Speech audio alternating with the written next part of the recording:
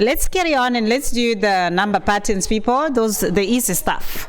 You know, there are certain things where you just collect marks, especially when we go and consider the linear pattern. You remember what we were calling the linear pattern? It was the pattern where there was actually a constant first difference.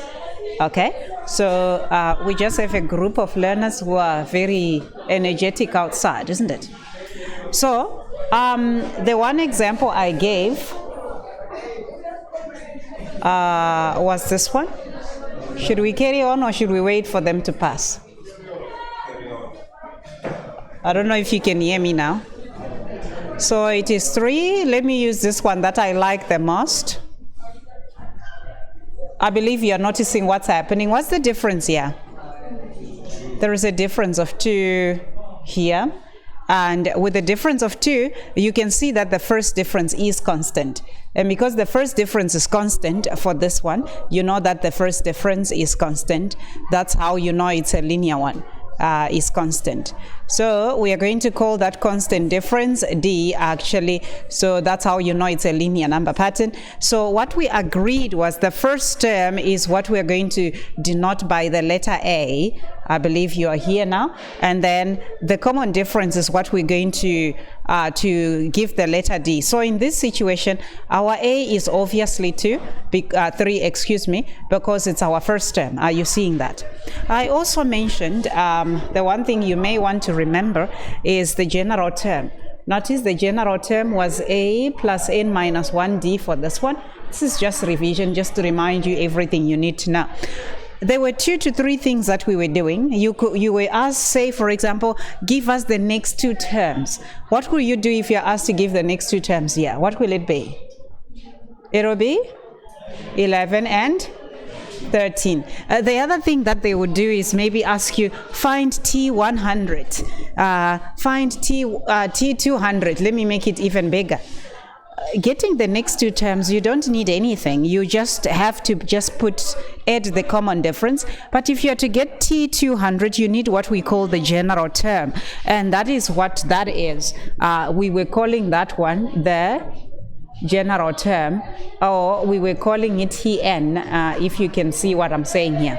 So if you want to get Tn, like I said, you say A plus N minus 1D, you make your substitutions. Your A here is 3 and your common difference happens to be 2. Are we together, ladies and gentlemen? So in this situation, you're going to have Tn is 2n minus 2 plus 3, is that plus 1? So this formula right here, if you are getting the point, is the formula that you can use to get any term. So say, for example, if you're here and now you want to find T100 or T200 like you have over here, then you're going to say 2 and you put 200 over here and you say plus 1. What is our answer in this situation? 401. So you can really do a lot of things. Someone may actually say, you know what, in this sequence, there is a number, they'll go and say, so there is 1,000, maybe they say there is that number over there. Do you see that they gave you a term in the sequence? 1001. So now they will say, what position is that 1001? How many terms will be in this pattern if 1001 happens to be the last term? So of course you are still going to use your general formula. This is where you use it still. So you're going to say, well, my general term, do you still remember what our general term was? We calculated it to be 2n plus 1. Now in place of Tn, that is where you put 1001. So you are finding your n this time, and I believe this is what you have. Noticing that you have 500 terms, isn't it?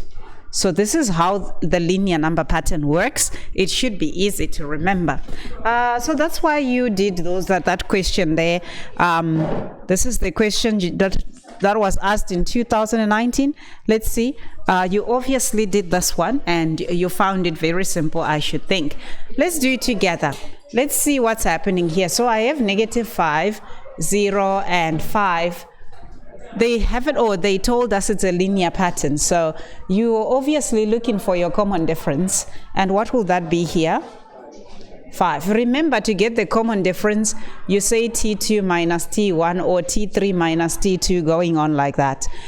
So that's 5, and this is also 5. So our A here is -5, and our common difference happens to be 5. Are you happy?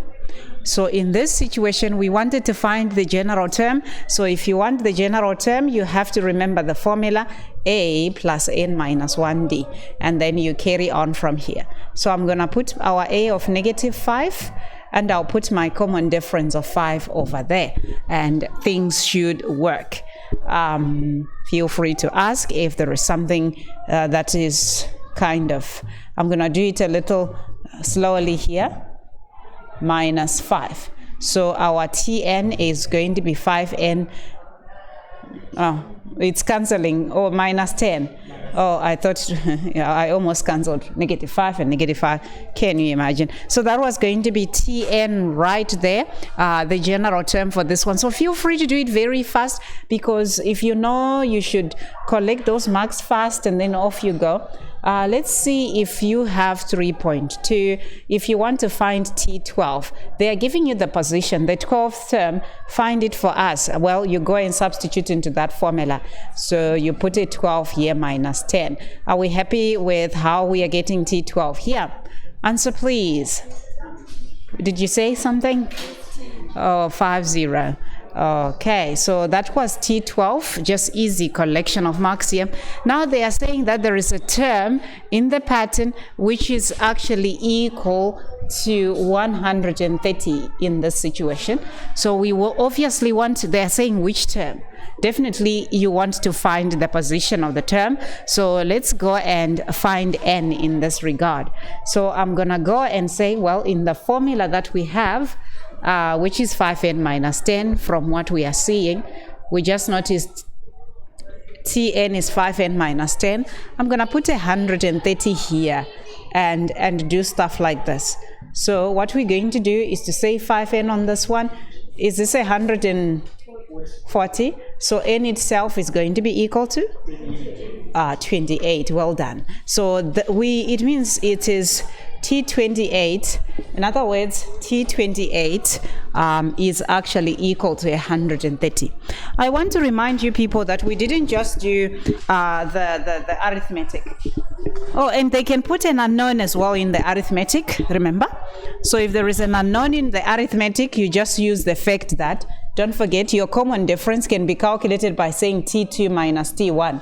Or you can say T3 minus T2, and then you can calculate an unknown if it is there inside an arithmetic one. Well, I'm just going to move forward, however, so feel free to use that one whenever it arises. You're going to have a lot of questions coming for revision. So here we have, say, let's just remind each other on something about the quadratic.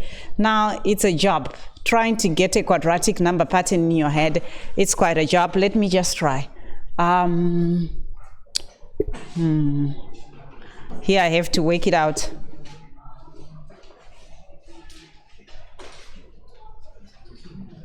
Okay, let me take a calculator, it will be faster. So guys, we did something like a quadratic as well, like this one.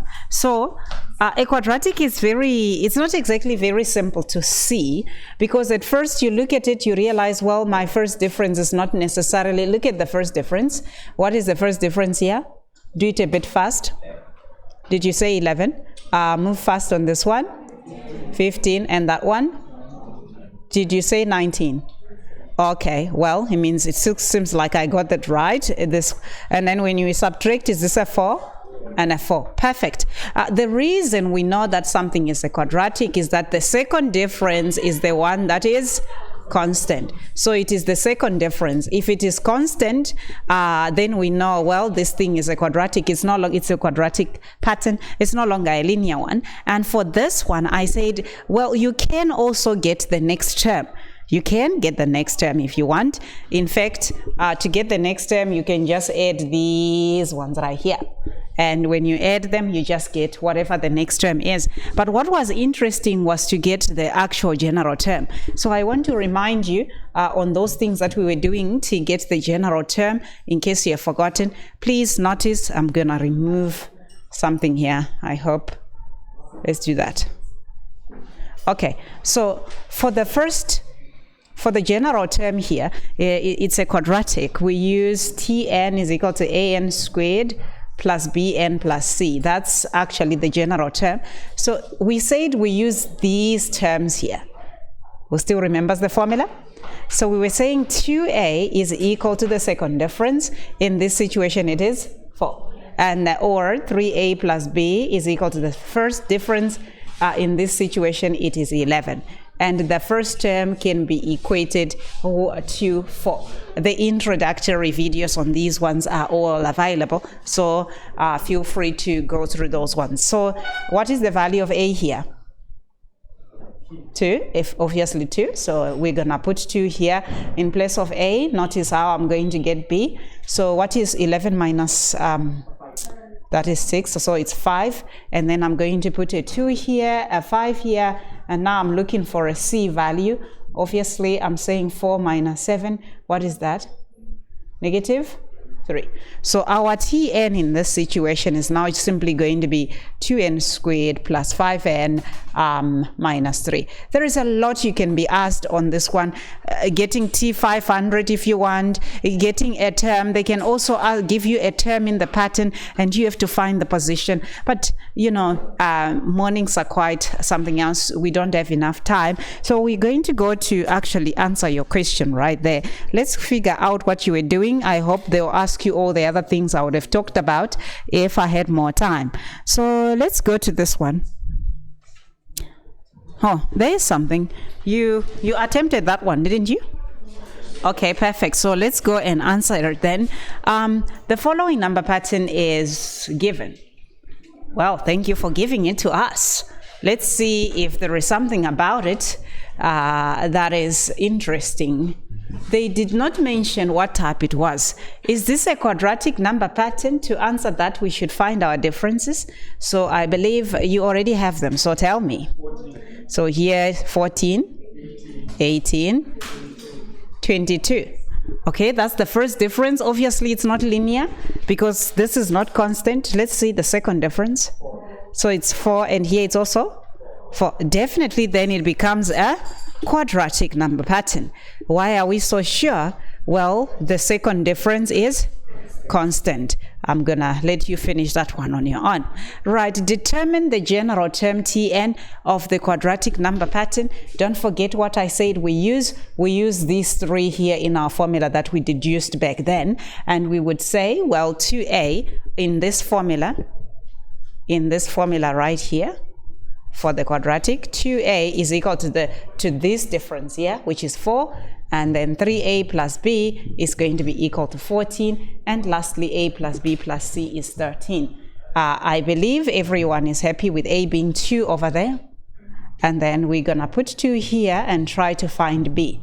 Do we have a value of b? What is 14 minus 6? That would be 8. Thank you. Then we put 8 here, and we're trying to get c. C is like 13 minus 10. Did you get 3? Right. I hope you got this answer as well, which now says, from what we are gathering, our a is 2. So I'm going to put a of 2. B is 8 and C is 3. So it looks to me like this right here is our general term. I believe if you remember the 3 formula, the main formula to remember are these ones. If you want to know where we deduced them, I will try to maybe perhaps put a link in your description. So try to find it if you want to go and check how we deduced those ones. Now let's go and figure out what you have here. Let's see. Determine the general. Do you see they're asking you for T100? Let's go to 4.1.3. If we want to find T100 and we already have a formula, it's just a matter of putting it in there. They have already told us the nth, the position. So all we need is the term there. So feel free to give me this answer. What would be the solution for this one? Is this what you all have? Okay, perfect. Well done then. We are going to move forward. Do your corrections if you didn't get that one right, and let's see how else life can work here. Now they're saying the first difference between two consecutive terms of a quadratic number pattern is 110. You know what they are saying? Look at this quadratic number pattern of ours. And I want you to look at this first difference, this part. Do you see that line of, it's 14, 18, 22. That thing is actually forming its own pattern, but it's forming a linear pattern. Can you see that? Right? So they are busy letting us know that the difference here is 110. So somewhere it's going to be 110, if I'm reading this correctly, between certain two consecutive terms. So they want you to determine the value of these two terms. So for you to just understand what's going on, I'm going to ask you one thing. Look at 22 right here. Are you looking at where 22 is? Look at this 22. What position is it on the linear pattern? It is on position number 3. But it is a difference between T3 and T4. Can you see that? And if we are looking at T2 for this one, it will be a difference between T2 and T3. So whatever term we get, it will be between that term and the next term. So it's a simple procedure, people. Hopefully you are getting, or you're kind of grasping the concept. So we have, I'm going to remove where we worked out the quadratic. So I'm going to work out the linear one. Who knows how to find the general term of a linear? What? Tn is equal to a plus n minus 1d. So I'm going to find the general term quickly. I'm putting 14 as the first term. I'm putting the common difference of 4. Are you happy with that? Do you see the difference between these terms is 4? Okay, so the general term is going to be 14 plus 4n minus 4, and obviously now you are noticing that its value is, what is 14 minus, is that a 4? Okay, 10, you're right. So it will be like this, right? Positive 10. But we know this term. What are they saying this term is right now? 110. So I am going to equate it to that, and I'm going to get the position right now. Looks to me like it will end up as 100. Can you see the position of this term will be 25? So what we know is that 110 will be on the 25th position of the linear, right? So if you're on the 25th position of the linear, it means it is between, this 110 is between T25 and T26. So that is precisely what you must remember. So it will be between T25 and T26 of the quadratic, just like how we reasoned with the smaller numbers. If you look at 22, notice it is the third term, but it is between T3 and T4. So here, because it's on T25, it means it's between T25 and T26. All right. So the next question is saying that show that all terms of this quadratic number pattern will be odd numbers. Okay, this is interesting now. This is very interesting. To just say something is going to be an odd number. An odd number, you can either add, look at this. Are you looking at 13 right now? There are 2 to 3 ways we can handle this. Look at 13 right now. Are you looking at 13? Is that an odd or an even number? And 27? And 45? Can you see that all of these ones that we are looking at are odd numbers? We are going to add something to them. And look at the things we are adding. Can you see the differences that we have to add to them? They are all even numbers, isn't it? So if you keep adding an even number to something that is odd, think of 5, add 2 to it. It's still an odd number, isn't it? It doesn't matter what as long as you're going to add an odd number, an even number to an odd number, it's always going to stay odd. So that's one thing you can do. I mean, if you want to just really say these things, I mean, it doesn't matter what you're adding. You're gonna, to get to the next term, you have to add this and that. Definitely, this only. You have to notice that you are adding even numbers to odd numbers. As long as you're adding even numbers to odd numbers, the answer will remain odd. The only time it can become even is if you say maybe 7 plus 7. You're adding two odd numbers. Can you see that? So that is one thing. You could say that in words and that should be perfect. Or if you're that person who likes to prove things using an equation, which is most probably the group that I would do it that way. I mean, I wouldn't be happy with just words, but I would like to show it somehow that this thing is truly an odd thing. What was our Tn expression? Normally, this is where we go. What was it? 2n squared plus 8n. Oh, can you see these ones are odd numbers right here? I mean, even. This is even. Definitely, all the time it's even, because it's 2 times something. And then here, can you see this part is also an even term all the time? What was added on the other end? Plus 3. Now you are adding an odd number. So definitely even plus odd, again, it's going to stay as an even number. Maybe what you were going to do again was you had a lot of things you could do. You could try to take 2 out.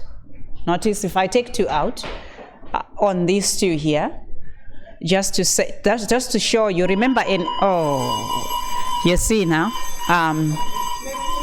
can I just finish it off? Okay, remember an even number is something multiplied by 2. So I'm just going to do this. Can you see the part that I just took? So obviously everyone can say, now let's reason it out so you can write it down. So I can go and say 2n squared, 2 times something. This is 2 times something. Regardless of whatever n value, I'm going to say is even for all n element of real numbers. So I'm trying to tell you, even if you put any value of n in these numbers right here, you will get an even number. And 3 is odd already. So if you add an odd number to an even number, the result is going to be odd. So that is what I can say right here. All right, there is the question where there is an unknown. I'll try to finish it off on my own, and then you guys can check it out later on. All right, let's go to the next lesson. Right, so this was the last question asked here, and this time they gave you an unknown here. So obviously you were supposed to use your unknown here. So let's see what we have. We were given the first 4 terms. The first 4 terms were 4, then we have x, then we have y, then we have negative 11. In fact, just to get going here, they said those ones are the first 3 differences and the same quadratic. Now, why are they putting all these letters now? Okay, so just so we can, I'm going to do this in 2 ways. I don't like the way they asked. So let me do it in 2 ways. People, normally if it is a quadratic, you will go and you'll find your differences here, isn't it? What we call your first differences. Let me forget the P for now. I'm sure they were trying to make it easier, so I'll do it in 2 ways. Let me do it in the way that you were going to do it if they didn't try to make things easy. You were going to go and find the first difference, which is x minus 4. And in this situation, you're going to find it as y minus x. Are you seeing what I'm doing? Okay, and then this one was going to be negative 11 minus y. So this was going to be your first difference in terms of x and y. Then you were going to go and say, let me go and find my second difference. In fact, I prefer you go on the side and you say y minus x minus 4, like this, like on the side, so that you do not have problems afterwards. So I'm going to do this and then say plus 4 here. So this will be y minus 2x plus 4. Are you seeing? I'm going to put it here. Y minus 2x plus 4 in this situation. Oh, now I see why they had to introduce p. It's very clear now. So that's y minus 2x plus 4. And then you go and you find this difference here. So how are we going to get this y? You're going to say y minus nothing, then you put y. Minus 2x minus x, that's minus 2x. And then 0 minus minus 4, you are going to handle it that way. So let's go and figure out the next one. You're going to say negative 11 minus y, and then you subtract y minus x. Is that clear to you? So you are going to go and say negative 11 minus y. Now it is negative y here, and you're going to say plus x, like this. So this is how you are going to get an expression such as minus 2y here, then plus x minus 11. So that is what this expression was going to become, minus 2y plus x minus 11. I see why they had to introduce another variable. Are you seeing that in this situation, what is constant is the second difference? You know that? The second difference is constant. So we can go and say, well, this expression over here, this expression is actually equal to that expression, and it will be very correct. But the problem is we have two unknowns. How many of us can see that? So because of that, life becomes very difficult. We will need another equation. So what I am saying is we're going to go and say this, y minus 2x plus 4 is equal to minus 2y plus x minus 11. And then we're going to solve this problem. Like, for example, we could say 3y, and we could say, what can we do? Can I take 3x? Let me say 3x. What is 11 minus, is that negative 15? Who is here? Are you seeing what we are doing? I believe if you blink, I'm gonna subtract the way I like, and things may not work. So y, as we are noticing, is actually x minus 5. So this is one thing we can use. If we had another place to equate, then we were going to find another equation and solve with that one. So now I see why they had to introduce the third variable. Now let's go back now and let's do it the way they obviously wanted us to do it. All right, so let's go back slightly. They introduced something else. Look at this. They went and they said, these ones are the first differences, the first three differences of the same quadratic number pattern. So in other words, from here, they didn't want us to express it in terms of x and y. So I'm gonna remove this part right here. You can do a different one. You don't have to remove anything. Just do a different one where we are going to use the information given here. So the first difference, let's go back. It looks to me like they gave it to us as 2p minus 4. And this one is p minus 3. And this one is p over 2 minus 1. This one is in terms of one variable. Now we're gonna go and find the second difference because they said it's quadratic. It's the one that we know is constant. So let's go again. P minus 3. I'm going to say minus 2p minus 4. Like this. So as we are noticing,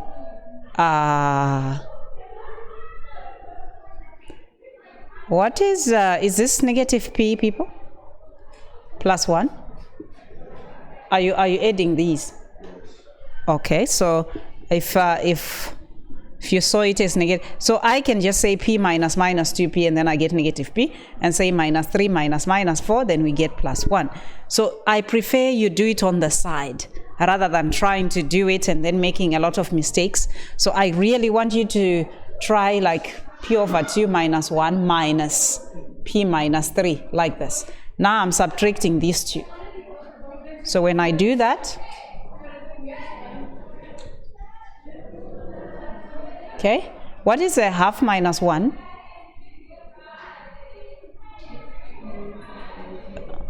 Who is here? Are you seeing half p? This is half p minus 1. That's negative a half p. I believe that is plus 2. I hope you are actually picking up what's happening here. So I'm going to put minus half p here and then say plus 2. So what do we know about a quadratic number pattern? What is that one thing I said is the identifying mark for the quadratic? What is it? the second difference is constant. So if the second difference is constant, so we are going to now take terms on the second, the things on the second difference now is p minus p plus 1, and then we equate it to minus half p plus 2. We're just equating the two. So as you are noticing, this is, if we take half to the other side, it must still be minus half p, and then I'm going to say 2 minus 1, which will be 1. If I cross multiply, minus p is going to be equal to, let's see, if I cross multiply minus p is equal to 2, and p is equal to negative 2, if you were looking. So p is negative 2. So at this point, if p is negative 2, we would like to establish the second difference. So we are going to work our way up. What is negative 2 plus 1?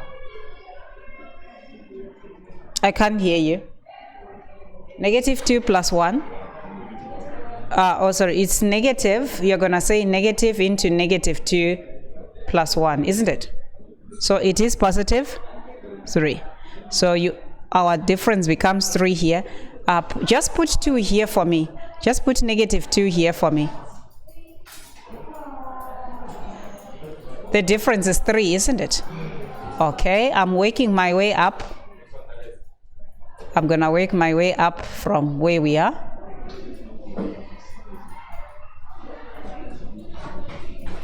So we just want to go back up. So we notice the difference should be 3 here. Now, just substitute my negative 2's on these ones and try to do it fast. 2 by negative 2 minus 4.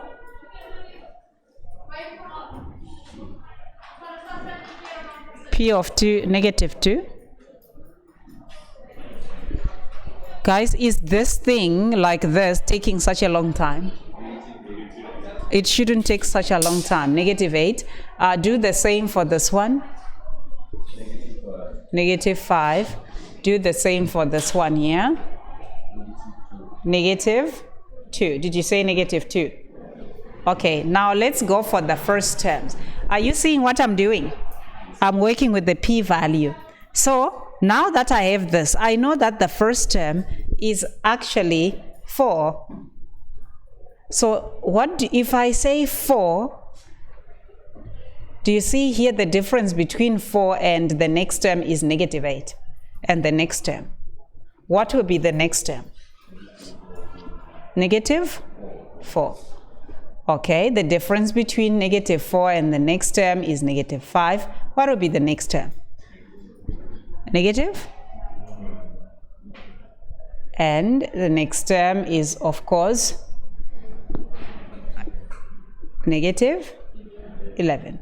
So if someone asks you, what is the value of x? What could you say? Negative 4. Definitely, your x is now going to be equal to negative 4, as we are noticing. And your y itself is going to be equal to negative 9. That is precisely how this, and we already calculated p to be equal to negative 2. So that is what we wanted to do for this one. It was not necessarily asked properly, but well, at times you have to think a little outside the box. So that is what I wanted us to do for number patterns. So everything else is for practice. Go and do all your practice.